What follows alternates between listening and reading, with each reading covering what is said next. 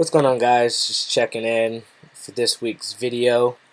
I did just upload a cross-server video, so you can definitely take a look at that. I will try to make one cross-server video every week and one video of something that can obviously help you with your gameplay. This week, it's going to be specifically on gyms. I'm going to go through how gymming can really help you and give you an advantage. Obviously, there's been a lot since my last gym video, so I figured this would be probably the one that everybody can relate to, because every player, paid or not played, obviously needs to know how to correctly place gyms and what gyms to use. Now, with me specifically, again, I have a really weird gameplay. It's quite different than most people, and I've got my reasons for that. And it gives me a huge advantage over a lot of players, consistently, time after time again. Yes, I'm a paid player, so I have bought diamonds, and I do pay for VIP and things of that nature. But one thing I will say is diamonds are not. Everybody should become a VIP player, and I know some players say they don't want to pay for a game and things of that nature, but I'm gonna tell you why.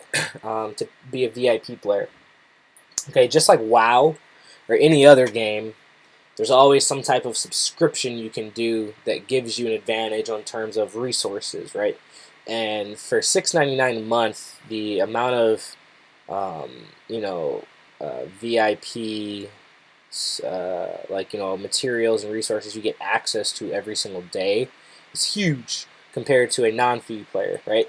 So it's very hard, I would say, for a non-free player to really be a top player overall. Is it possible? Yeah, it takes time, but a lot of time that you probably don't want to have to invest.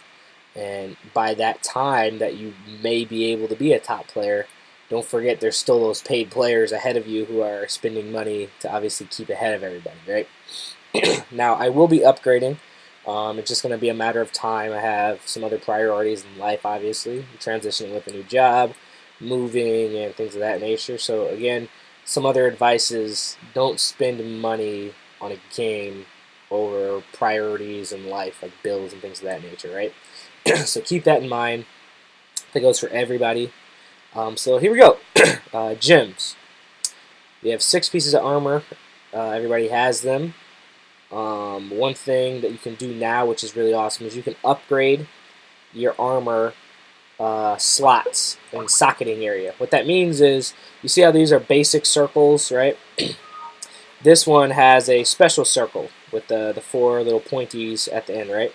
You can do this twice, so you can technically have 2 of these special circles here. What that allows is it allows for gyms like this that have, you see where it says HP plus physical defense, okay? So basically this slot holds 2 gyms, but you have to obviously have the fusion gym done before it can hold it. So you can't just like stick 2 gyms in there, okay? And all the fusion gyms always have HP on them, all right? So the cool advantage here is, if you do the math, you have 6 pieces of armor. You can upgrade twice, okay, which would give you the ability to hold 3 HP gems in all, because you can have an HP plus magical defense, an HP plus physical defense, an HP, or vice versa. You can have an HP plus physical attack, HP plus agility, whatever. The whole point is it's going to always be an HP plus something, so you always have the HP bonus, and then you can have a 3rd HP gem in there as well, which would be pretty awesome, because then that's 18 HP gems you can hold, and that's critical, right? That's a lot of health that you could get. My goal, actually, here's kind of my whole focus is, everybody's focusing on a lot of other things that you can get and upgrades that you can get over time, but my whole focus is over the next 60 days to be one of the few first players to have 6 level 13 HP gems. Yeah, it's going to take a lot of me kind of neglecting these 2 guys on gems, which I'm okay with, because I'm going to have level 13 HP gems, which, if you don't know what they are, they give a plus 32,000 HP. And if you do the math, 32,000 times 6 you get it after a lot of HP. Not to mention if I have additional HP gems with the upgradable. So that's 60 days is a long time, and I'm saving up a lot of gold to do this. I'm saving up, and I'm gonna have a lot of money in 60 days where I'll be able to just kind of dump in a ton of gems, and I will do that live actually when I actually do the gems. So I will have a live broadcast. So hopefully you guys can make it, and I'll announce that. And then in addition to the live broadcast, I'll have a recording of it. So anyways, alright, continuing down the list, so you understand the differences, what you can do with the upgrades, alright, and socketing. Now, for a pro player, okay, this is something I just taught one of my team members in my guild, Night Queen, and you want to make sure your HP gem is the highest out of all of your gems, correct? First, because you want to build up your HP. That's just something you need to do. Right now, the base to be considered a pro player is you need to have level 7 gems to really be considered a strong or a solid player in the game. Okay, so that means on every piece of armor, the minimum gem size is level 7. Probably in, like I said, 60 days, the minimum is probably going to be level 8. So make sure you guys understand that. Push forward and get higher gems. Yes, I do have level 9 HP gems already on some of my pieces. I should have my level 9 completed on all 6. I've got 3 so far. Wait, is it 3 or? I've got 2 level 9, and I probably should have the other 4 in about a month if everything goes as planned. Anywho, for me as a paladin, you have to understand paladins are basically tanks, right? So the idea for them is that they're going to dodge, block, juice out damage, heal, dodge, block, things of that nature, okay? So what I realized in gameplay is that if I'm able to out-dodge them, and I have a high dodge, level 7, I'm able to block them, right? Now, that's cool and fine and dandy, but if you block, it's 50%, right, that you're still going to be taking.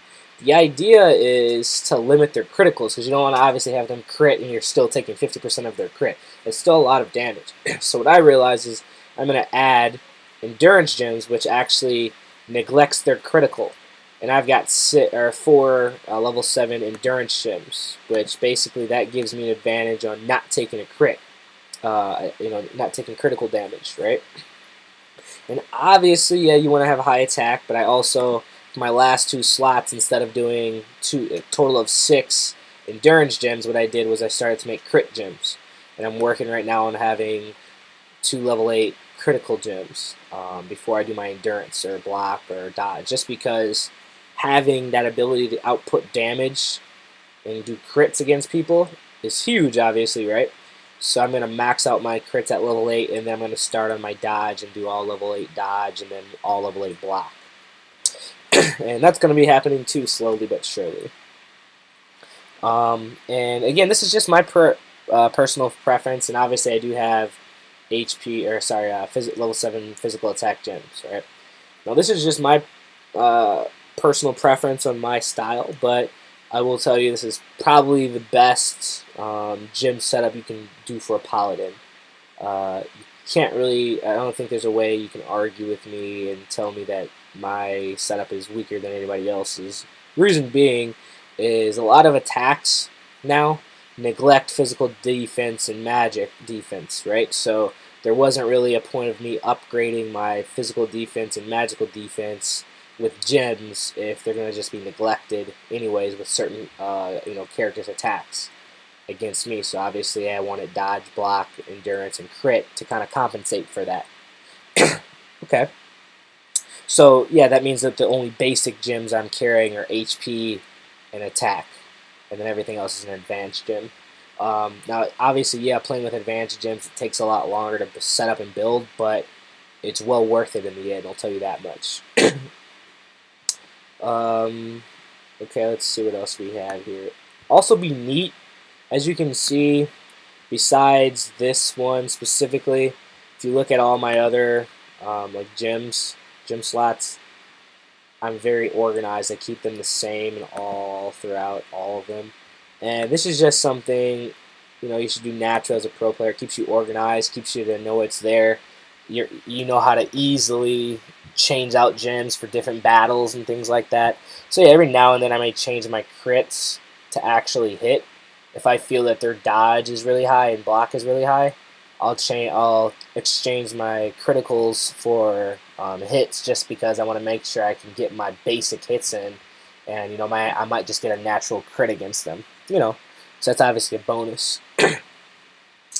All right, let me see. I think that's really it for the socketing. You guys pretty much understand that.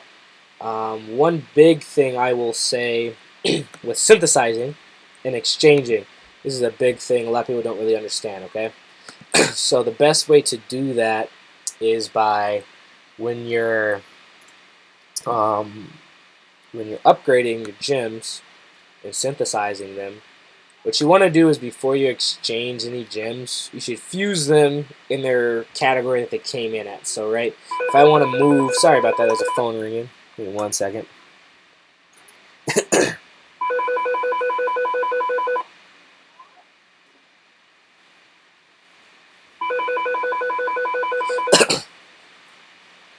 Sorry about that, guys. One more time. All right, there we go. Okay, so what that means is when you have like all these gems, before I will move these to physical attack. Now this is specific for when you're making level 2 HP and level 3, or level 3 gems, or level 2 gems, sorry, and level 3 gems. If you have level 4, level 5, level 6 gems, go ahead and put them in exchange, because you generally aren't sitting there with a ton.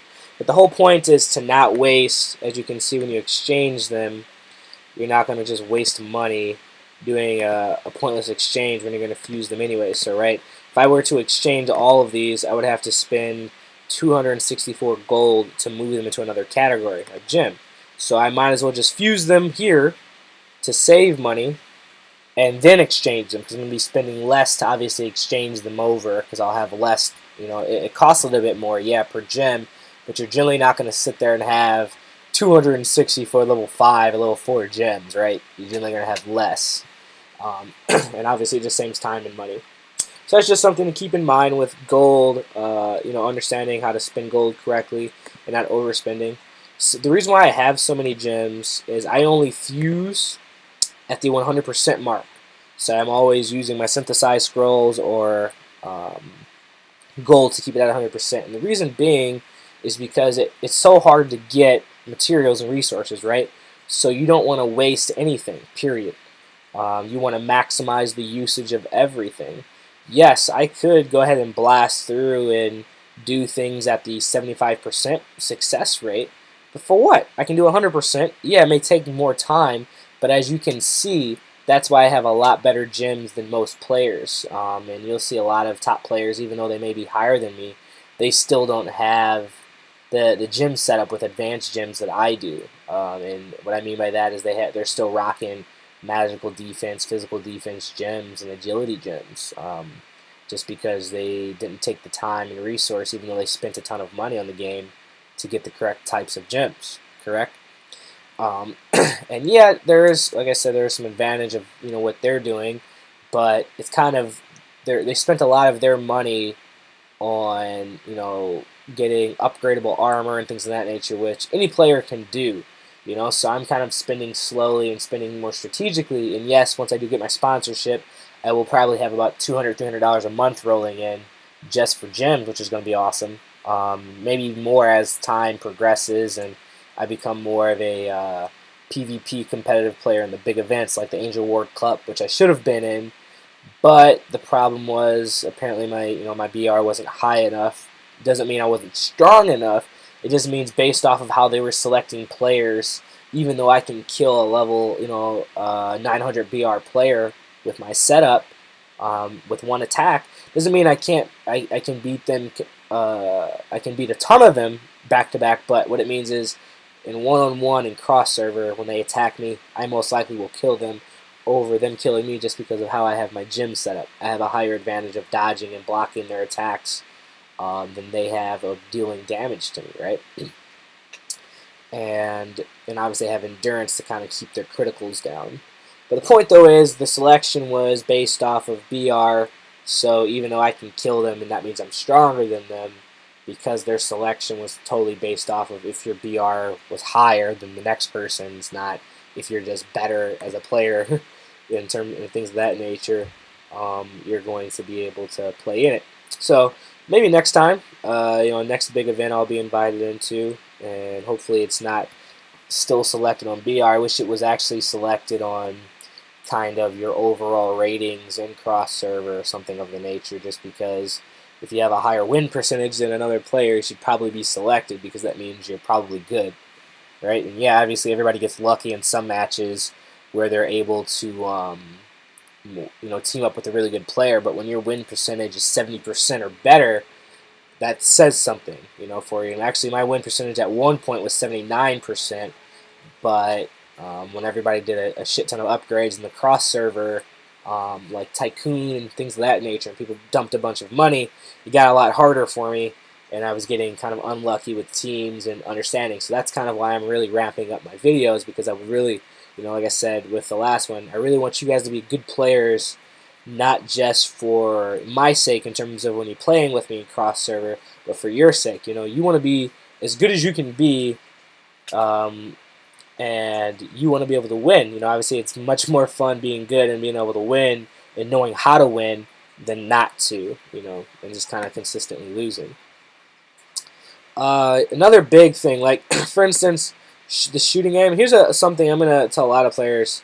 In any event that you can do this, if you know you're probably not going to be able to get the top items, there's no reason to chase after getting the level 5 HP or level 5 gem chests unless you are going to get a ton of points, alright, or anything else in here.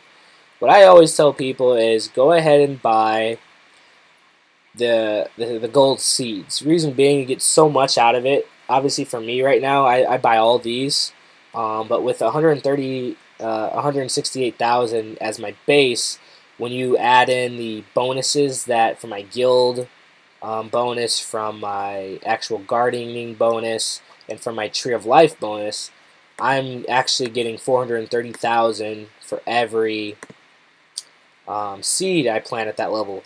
And then obviously it doesn't take 24 hours for it to reach that. It actually takes like 37 or 13 hours or something like that. A little bit less than that actually. But as you can see, I get 430 per gold seed, level 3 gold seed level, large level. Yeah, it takes a little bit longer to process, but that's still a lot of, gold I'm getting, and not having to consistently stare at my, garden to make sure that I'm going to be able to collect them on time so other people don't steal. I basically just set a clock that I have on my phone, and every like 12 hours and 50 minutes when I do a replant, I know to go check my garden, right? And that's another way for you to it's a lifestyle. Obviously when you're playing, you want to be competitive.